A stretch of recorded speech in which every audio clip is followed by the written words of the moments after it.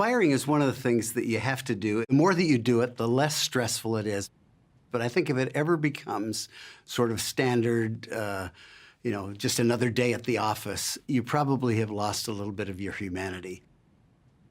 This means a major change in somebody's life. It can be so humiliating to the person, so troubling to them. It may mean that they have to tell their kids they're moving. It may mean that they can't make their mortgage payment, et cetera. So you want to make it as smooth as you can. We're all in this together. We're all responsible for each other. I've been at this 45 years, either running companies or being on boards, et cetera. And in one case, we had to take the size of the company from 3,500 down to 2,800. In other cases, we've had to shut down divisions. You're building a Super Bowl winning team. And that just takes work, and you're going to have some layoffs and some benchings. Mistakes made in firing people are multifarious, and I think I made all of them. I think I tried to give the reasons. I gave a big, long discussion. I offloaded it on other people. Yes, I've been fired, and it's not fun. And I had a bad experience with it. So I've developed, over time, a far better script.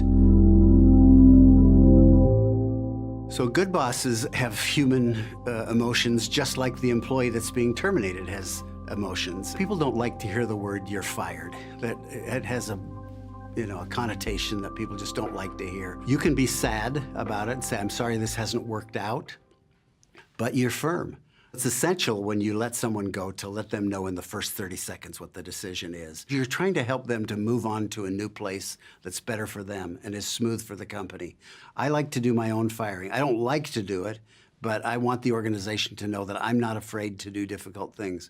That's fair to the party being let go, and it's fair to the rest of the team that's watching. Most people delay. They procrastinate. They're often waiting for a triggering event.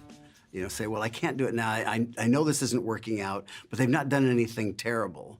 So I'll just wait until they do, and then I'll make it happen. And then the emotions are much higher.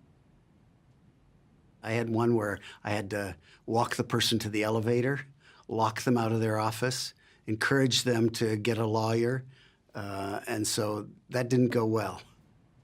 Most of the time, firing does take place over a period of time. There are some events where people actually breach some kind of a moral turpitude, or there are things like that where firing happens on the spot. But in most cases, you realize things aren't going well. You need to pull people aside in the moment and say, that meeting didn't go well, or did you recognize what happened in that exchange?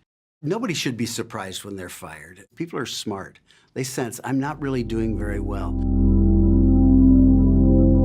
The more that you realize that you're solving for a good outcome, it's not nearly as stressful. It's a better outcome generally for the person who's being let go. It's a better outcome for the enterprise. I try to regard everybody that I've let go as an alumnus that I'm going to work with. I'm going to run into them in the marketplace. They may be friends. Their kids may date my kids, And so if you think about them that way, it's not as stressful. Let's move forward in the most elegant possible way. I don't want to be known as the firing guy. I was introduced at a private equity conference by one of my former students, and she said, Joel teaches the leadership. He teaches a class on, his class talks about, well, it's basically a class about firing people. I teach all kinds of things, and I just hate. That's not the brand I want. It's just, I think it's one of the really critical things that you do as an entrepreneurial leader to build a great organization.